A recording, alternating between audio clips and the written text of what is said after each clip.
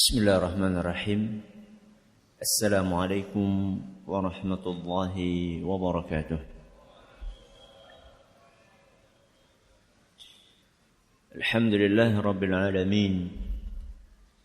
Wabihi nasta'inu ala umri dunya waddin. Sallallahu ala nabiyyina Muhammadin wa ala alihi wa sahbihi ajma'in. Amma ba'd. Kita panjatkan pujian dan puji syukur kehadirat Allah Tabaraka wa Ta'ala pada kesempatan malam yang berbahagia kali ini pada tanggal 27 Rabiul Awal 1439 Hijriah atau yang bertepatan tanggal 15 Desember 2017. Kita masih kembali diberi kekuatan, kesehatan, hidayah serta taufik dari Allah Jalla wa'ala, sehingga kita bisa kembali menghadiri pengajian rutin untuk membahas adab dan akhlak di dalam Islam di Masjid Jenderal Besar Sudirman Purwokerto ini. Kita berharap semoga Allah Subhanahu wa Ta'ala berkenan untuk melimpahkan kepada kita semuanya ilmu yang bermanfaat sehingga bisa kita amalkan sebagai bekal untuk menghadap kepada Allah Jalla wa'ala. Amin. Salat dan salam semoga senantiasa tercurahkan kepada junjungan kita Nabi besar Muhammad sallallahu alaihi wasallam, kepada keluarganya, sahabatnya dan umatnya yang setia mengikuti tuntunannya hingga akhir nanti. Para hadirin dan hadirat sekalian yang kami hormati, dan juga segenap pendengar Radio Fika Insani 88.8 FM di Purwokerto, Purbalingga, Banyumas, Banjarnegara, Cilacap, Wonosobo, Kebumen dan sekitarnya, dan juga para pemirsa Yufi TV yang semoga senantiasa dirahmati oleh Allah Azza wa Jalla. Kita masih akan melanjutkan pembahasan tentang hadis yang ke-17 yang dibawakan oleh Imam Ibn Hajar Al-Asqalani dalam Kitabul Jami' dari karya beliau Bulughul Maram, yaitu hadis Abu Hurairah radhiyallahu anhu bahwa Nabi kita Muhammad sallallahu alaihi wasallam bersabda, "Man ahabba an yubsata lahu fi rizqihi wa yunsa'a lahu fi atharihi." Siapa yang ingin diluaskan rizkinya dan dipanjangkan umurnya, falyasil rahimahu, hendaklah dia bersilaturahim. Pada pertemuan terakhir kita telah bahas apa yang dimaksud dengan silaturahim atau definisi silaturahim. Masih ingat apa? Menyambung hubungan kerabat. Definisinya adalah menyambung hubungan kerabat. Sehingga kemarin kita juga jelaskan yang dimaksud dengan kerabat di sini siapa? Menyambung hubungan kerabat. Kerabat itu maksudnya siapa?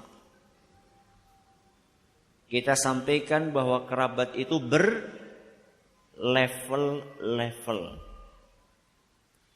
Kerabat yang levelnya paling tinggi adalah kerabat yang mahram. Kerabat yang mahram, yaitu kerabat yang haram untuk dinikahi. Kita telah sampaikan kemarin, ada contohnya, ada 7 jenis.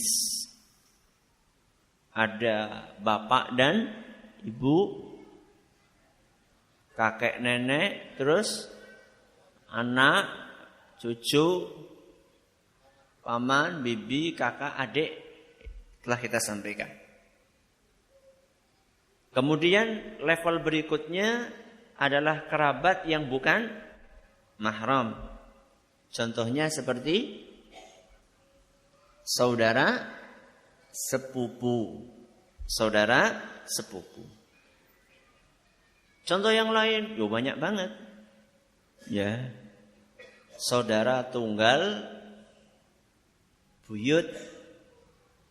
Saudara tunggal atasnya buyut. Tunggal canggah. Sampai tunggal apa Ustaz? Jadi dikatakan saudara kerabat itu sampai tunggal satu kakek yang keberapa? Kalau enggak ada batasannya nanti orang satu dunia kerabat semua. Betul? Karena orang satu dunia itu akan ketemu di kakek nomor berapa itu? Orang ngerti loh. Yang penting kakek itu adalah Nabi Adam. Apakah itu maksud kerabat non mahram? Sebagian ulama seperti di dalam kitab Al-Mughni karya Imam Ibnu Qudamah rahimahullah, beliau mengatakan bahwa yang akan dianggap kerabat itu adalah yang satu turunan kakek keempat. Kakek keempat. Istilah kita apa? Kakek pertama itu adalah bapaknya bapak dan bapaknya ibu. Kakek kedua buyut. Kakek ketiga canggah. Kakek keempat wareng. Berarti yang satu wareng. Kalau sudah di atas wareng, apa itu?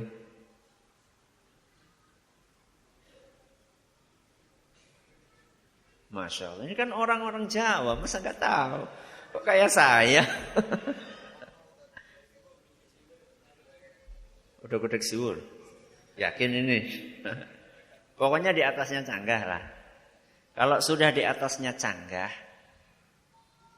itu memang masih ada hubungan, tapi sudah sangat jauh. Dan banyak di antara kita jangankan sampai canggah, sampai buyut aja banyak di antara kita yang tidak tahu. Jadi sebenarnya membuat silsilah keluarga itu bagus. Membuat silsilah keluarga itu bagus. Dan yang peduli dengan itu di zaman kita ini sedikit apa banyak? Sedikit. Dan bahkan ada sebagian orang anti.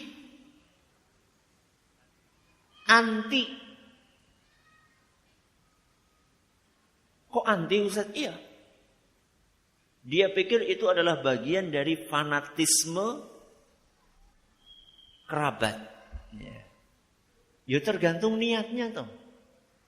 Kita bikin silsilah itu niatnya apa? Coba, kalau jenengan pengen menelusuri silsilah, itu niatnya apa coba? Silaturahim. Itu niatnya. Jadi kita pengen tahu mana sih manusia-manusia yang perlu untuk disilaturahimi. Itu niatnya. Bukan dalam rangka jebule nyong ngasih turunane raja siapa? Aja Fir'aun. Raja Siliwangi misalnya. Bukan untuk menonjolkan diri, bukan. Bukan untuk sombong-sombongan, angkuh-angkuhan, bukan. Tapi untuk menelusuri sebenarnya yang harus kita sambung itu yang mana. Karena kita takut. Jangan-jangan kita belum menunaikan perintah agama. Jangan-jangan kita belum menunaikan perintah Allah yang memerintahkan kita untuk bersilaturahim. Dan kita tidak bisa menunaikan perintah Allah ini kalau kita tidak tahu siapa kerabat-kerabat kita. Bagaimana kita akan silaturahim? Silaturahim kan apa tadi definisinya? Menyambung hubungan kerabat. Menyambung hubungan kerabat. Lah wong kerabatnya enggak tahu gimana mau nyambung. Ya. Itu pembahasan kita kemarin. Sekarang kita akan bahas bahwa silaturahim ibadah atau bukan? Ibadah atau bukan? Ibadah. Buktinya ibadah, kita disuruh oleh Allah dan oleh Rasul SAW untuk bersilaturahim. Dan prinsip dasar yang harus kita pahami, bahwa ibadah itu ada yang diterima dan ada yang tidak diterima. Sama siapa? Sama Allah.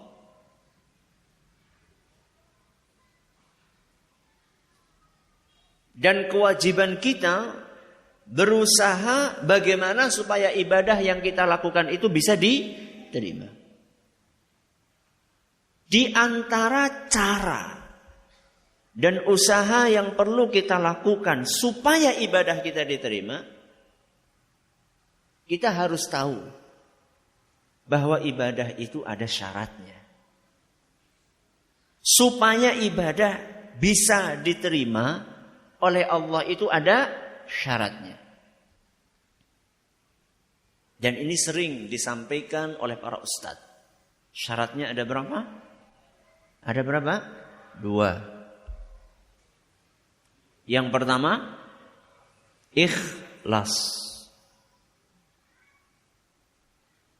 Ikhlas lillahi ta'ala. Yang kedua, sesuai tuntunan Rasulullah sallallahu alaihi wasallam. Ada berapa?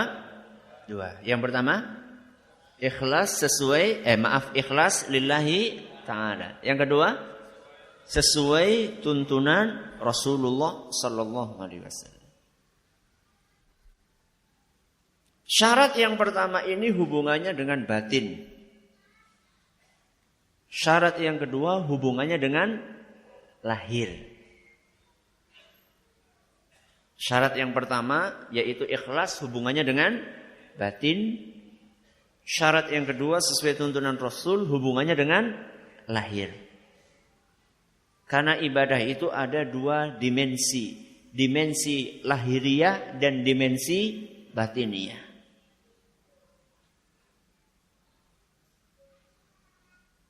Nah, silaturahim ini ibadah. Sehingga kalau kita ingin silaturahim kita diterima oleh siapa tadi? Oleh Allah. Kalau kita pengen silaturahim kita bernilai ibadah, menghasilkan pahala, maka silaturahim kita harus 1, ikhlas. 2, sesuai tuntunan.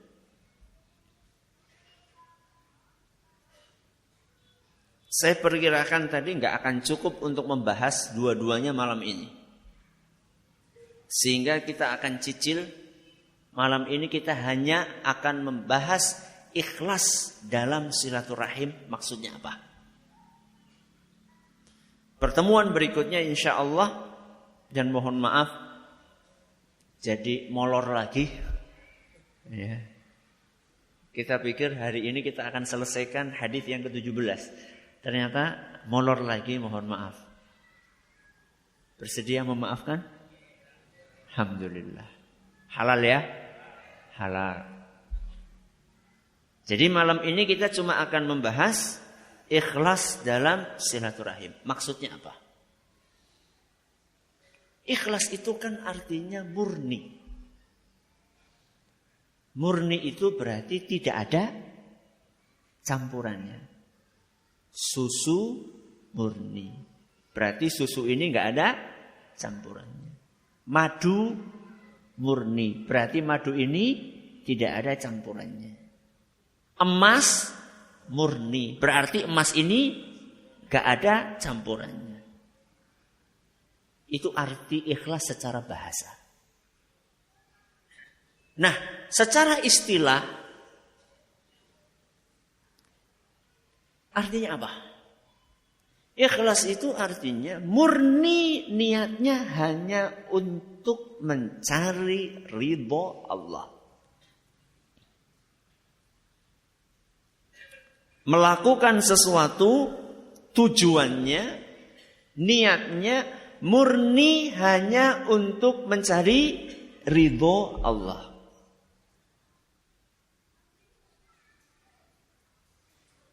Gampang? Gampang? Gampang ngomongnya. Maksudnya gampang untuk mengucapkan. Jenengan silaturahim sudah ikhlas? Sampun? Alhamdulillah. Itu kan klaim. Klaim sepihak. Dan setiap klaim itu harus ada pembuktian. Ikhlas dalam silaturahim. Salah satu buktinya bahwa kita benar-benar ikhlas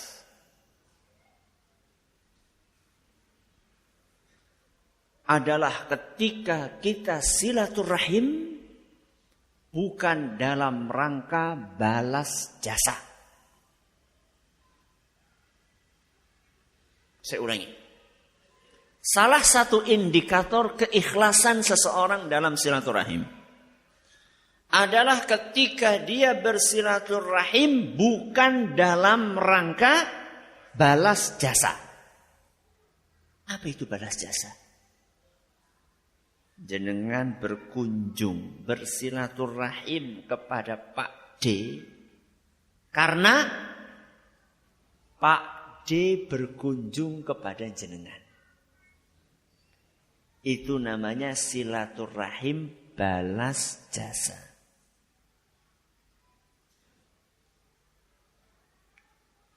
Anda ngutangi adik Anda karena Anda pernah berhutang sama dia dan dia mau ngutangi jenengan.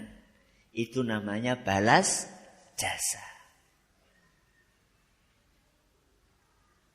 Atau bersilaturahim karena ndak enak. Karena pakai wuh. Loh, masa diundang karo lilike ora teka. Mbok mien pas dewek undang lilike piyambake rawuh. Ya ora kepenak. Nah, pernah seperti itu? Ki gilirane ngesuk pertemuan keluarga nang endi? Kan sering kan ada arisan apa? Keluarga, silaturahim keluarga. Ki gilirane nang endi? Oh nongone uane lik anu wingi pas dewek ngundang kae rawuh ora kae? Rawuh. Oh siki kudu rawuh, siki kudu tekanan. Kemarin kan ketika kita undang dia pas giliran di rumah kita, dia akan datang. Nah sekarang giliran dia yang undang kita, kita harus datang. Kenapa? Ya ora kepenak. Nah. Pernah seperti itu? Gue ikhlas jenenge. Makanya tadi saya katakan, klaim sepihak. Setiap klaim itu harus ada pembuktiannya.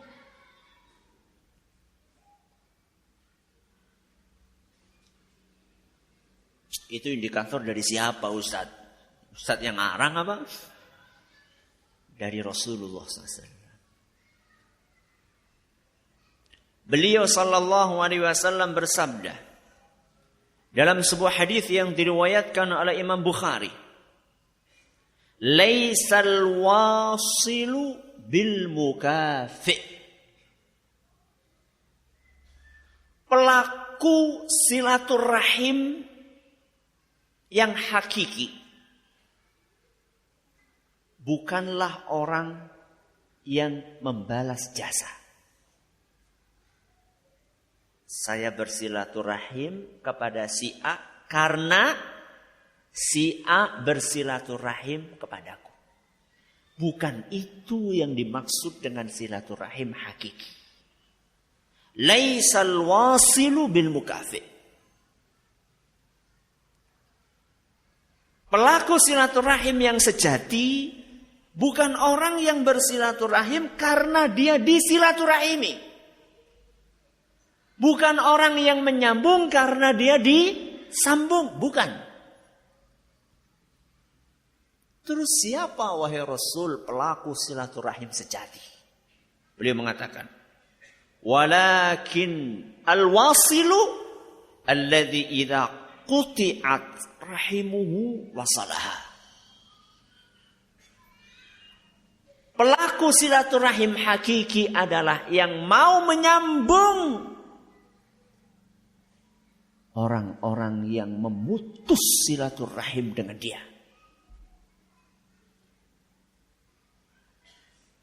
Siapa pelaku silaturahim hakiki? Nyambung orang yang memutus.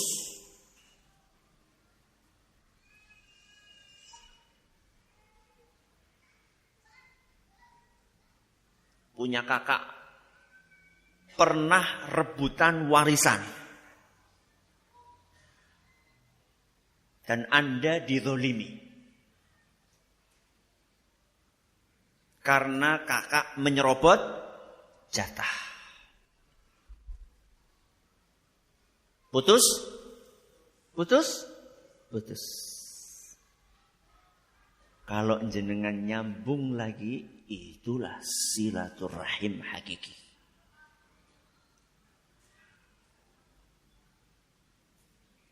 Gampang?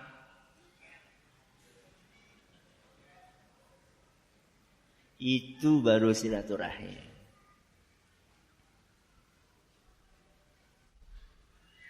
Panjenengan punya Pak D.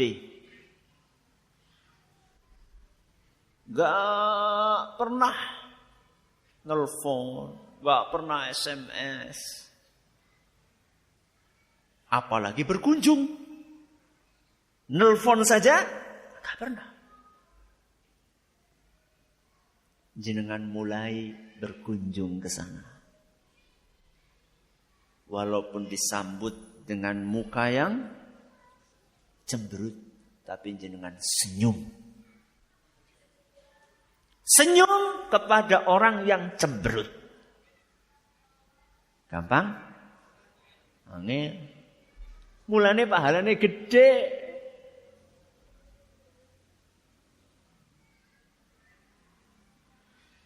Anda punya orang tua.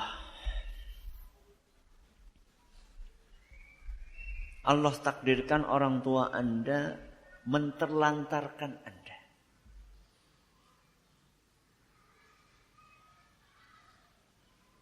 Bisa dikatakan Anda dibuang. Kawin lari. Habis kawin lari. Punya anak ditinggal. Entah bapaknya, entah ibunya. Ketika Anda besar, kalau betul-betul Anda adalah penyambung hakiki silaturahim, maka Anda akan cari itu bapak untuk diapakan?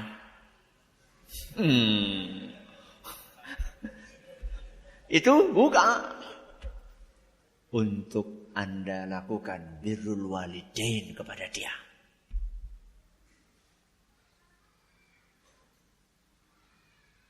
Itu namanya silaturahim hakiki.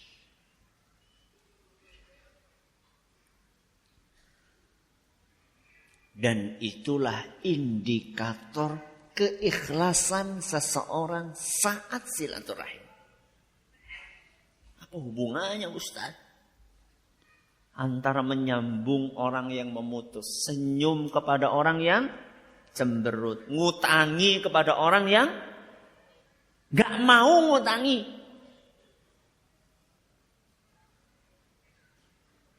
Mengirim makanan kepada orang yang gak pernah mau ngirim makanan.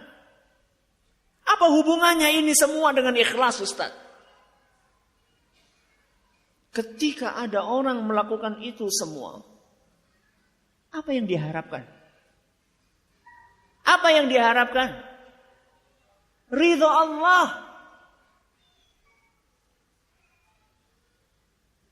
Yang diharapkan dia pengen dapat pahala. Tidak ada tendensi duniawi di balik itu semua. Berbeda dengan orang yang balas jasa. Kalau orang balas jasa, di situ ada tendensi duniawinya. Kenapa Anda berkunjung? Karena dia berkunjung. Kenapa Anda berkunjung padahal dia tidak berkunjung? Karena saya mengharapkan ridho dari Allah. Saya tahu bahwa ini perintah dari Allah Subhanahu wa ta'ala. Maka saya jalankan.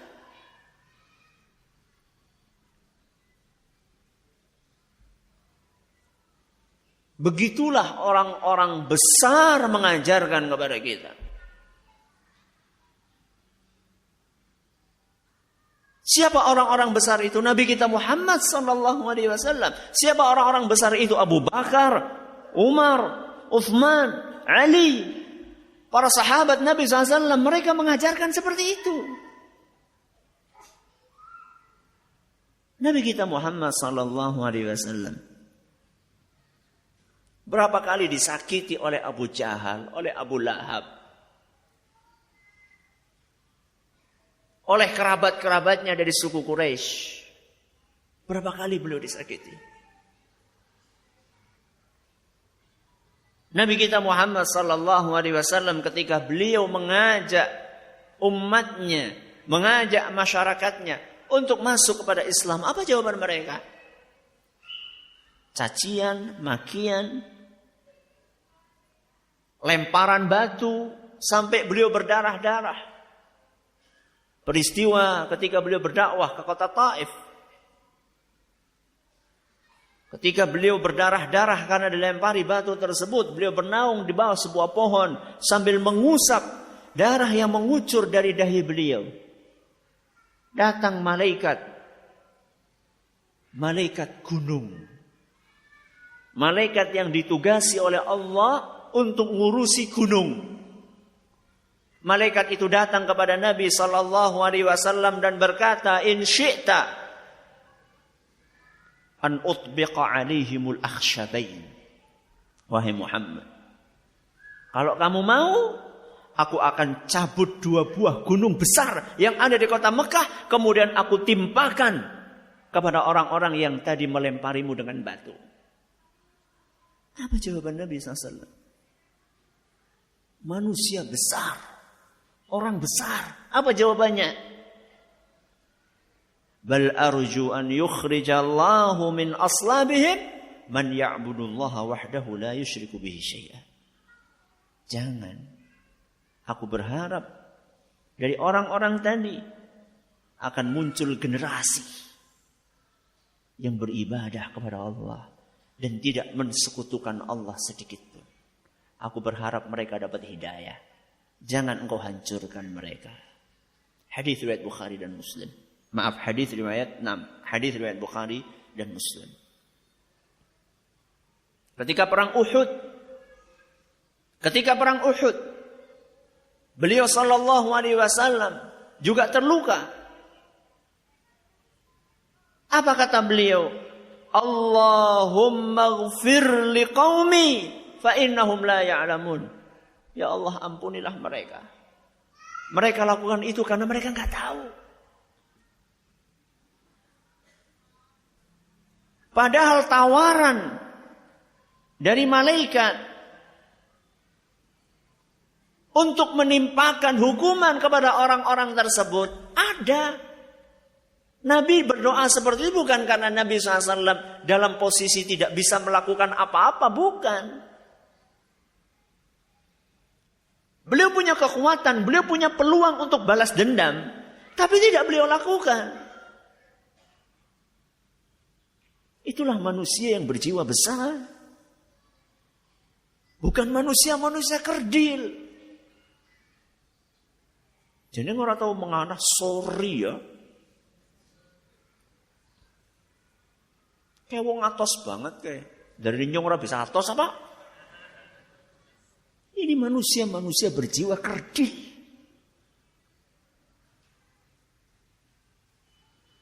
Orang yang besar adalah orang yang melakukan sesuatu karena Allah.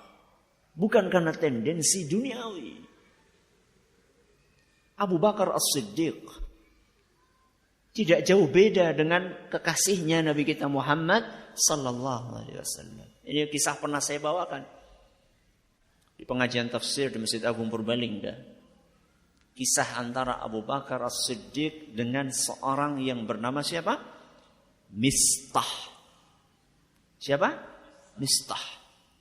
Siapa Mistah? Mistah itu adalah anak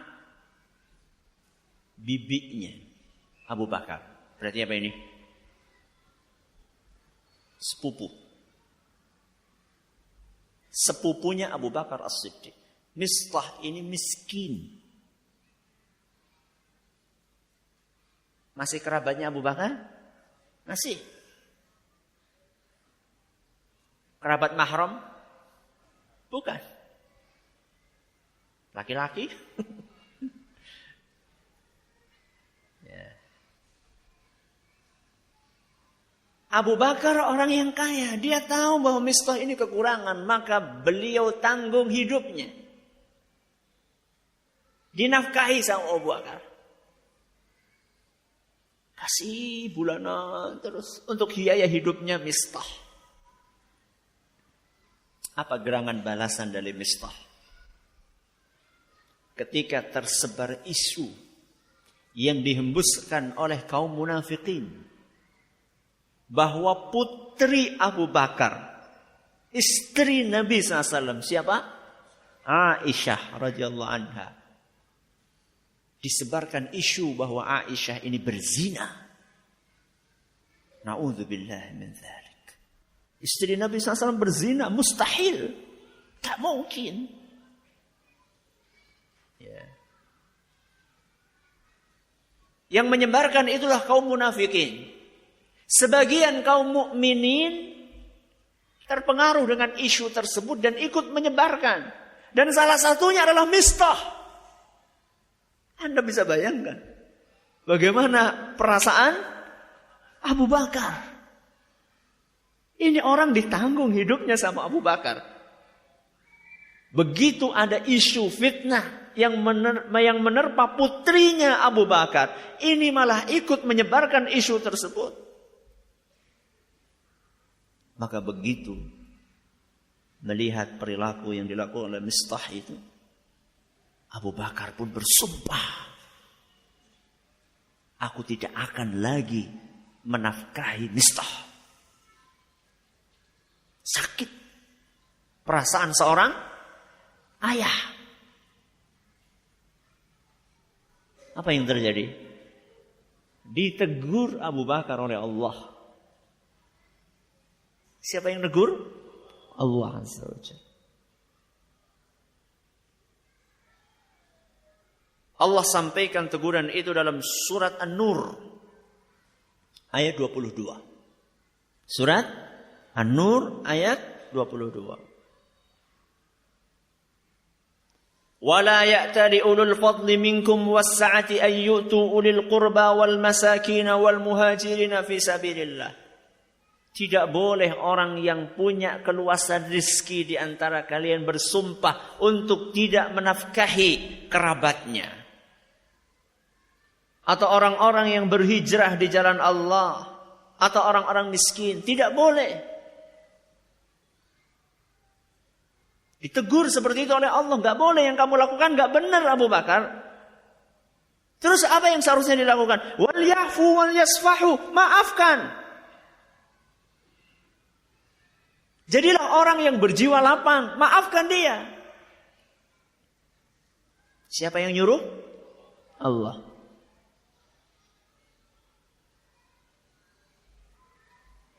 Terus kalau memaafkan, apa yang akan didapatkan? Ala tuhibbuna an yaghfirallahu lakum? Apakah kalian tidak ingin mendapatkan ampunan dari Allah? Jadi kalau mau memaafkan, mau berjiwa besar, apa ganjarannya? Ampunan dari Allah. Wallahu ghafurur rahim. Allah itu Maha Pengampun dan Maha Penyayang. Begitu ayat ini turun, Abu Bakar mendengar firman Allah tersebut, langsung Abu Bakar mengatakan, bala wahai Rabbi, tidak tentu wahai Rabbi, siapa yang tidak ingin ampunanmu? La anzi'uha minhu abadan. Setelah ini aku tidak akan pernah mencabut nafkahku untuk Mistah selamanya. Hadis riwayat Bukhari dan Muslim. Ini manusia berjiwa besar. Dan ini yang harus kita contoh. Nyontoh ke orang-orang yang berjiwa kerdil. Jangan contoh Rasulullah SAW. Contoh siapa? Abu Bakar. Ampunan. Begitu mendengar perintah Allah langsung dilakukan. Gak pakai nanti, gak pakai lama. Siapa yang nyuruh untuk memaafkan? Allah. Siapa yang nyuruh untuk memaafkan? Siapa yang menyuruh Anda, kita semua untuk memaafkan saudara-saudara kita yang menyakiti kita? Siapa? Allah. Kenapa kita masih mengedepankan ego kita? Kalau saya maafkan, saya nanti kehormatannya akan hancur berantakan. Di mana muka saya? Lah itu mukanya masih ada. Di mana muka saya kalau saya mengunjungi orang itu? Dia sudah menghina saya di hadapan keluarga besar saya. Apa komentar orang? Subhanallah. Yang kita cari ini komentar orang atau ampunan Allah? Ala tuhibbuna an yaghfirallahu lakum? Apakah kalian tidak ingin mendapatkan ampunan dari Allah? Kita semua itu butuh ampunan. Ya. Ini keuntungan yang pertama. Kalau kita membalas keburukan dengan kebaikan. Apa? Ampunan. Yang kedua. Mari kita dengarkan sebuah kejadian yang terjadi pada zaman Nabi SAW. Dan ini menunjukkan bahwa kasus yang dialami oleh sebagian kita, saya yakin di sini ada yang mengalami kasus diputus silaturahimnya, disakiti, betul? Ya. Kasus itu sudah ada pada zaman Nabi SAW. Anna rajulan qala ya Rasulullah inna li qarabatan asiluhum wa yaqta'uni. Wahai Rasul. Sahabat datang kepada siapa? Rasul curhat. Apa isi curhatnya ya Rasulullah? Aku ini punya kerabat. Kerabatku ini aku sambung, tapi dia mutus. Aku sambung, dia putus.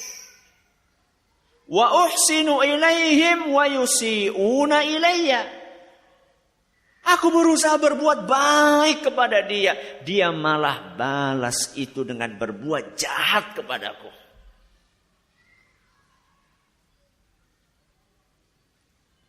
Apa contohnya? Berbuat baik kepada kerabat. Kirim apa? Kirim makanan. Malah dia ngirim santet.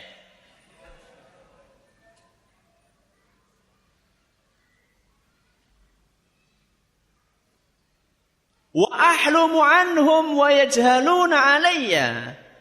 Aku sayang kepada mereka, tapi mereka jahat kepadaku, mereka benci kepadaku.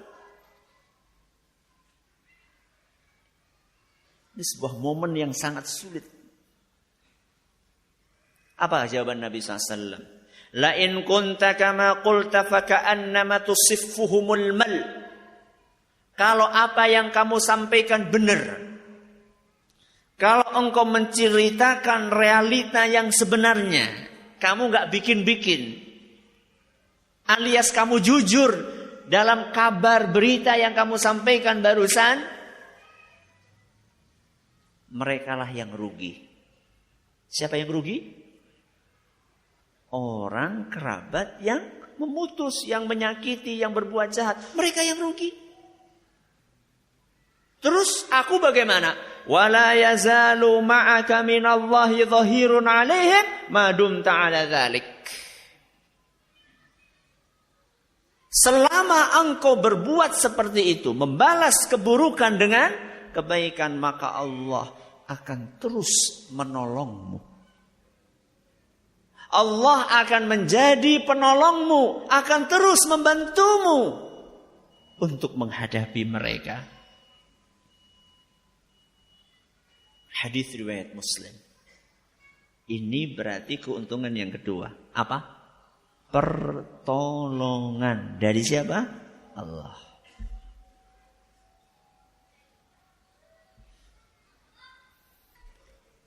Alhamdulillah Rabbil Alamin. Wassalatu wassalamu ala nabiyyina Muhammadin wa ala alihi wa sahbihi ajma'in. Amma ba'd. Kita akan ringkas apa yang sudah kita pelajari tadi, bahwa silaturahim itu adalah sebuah ibadah.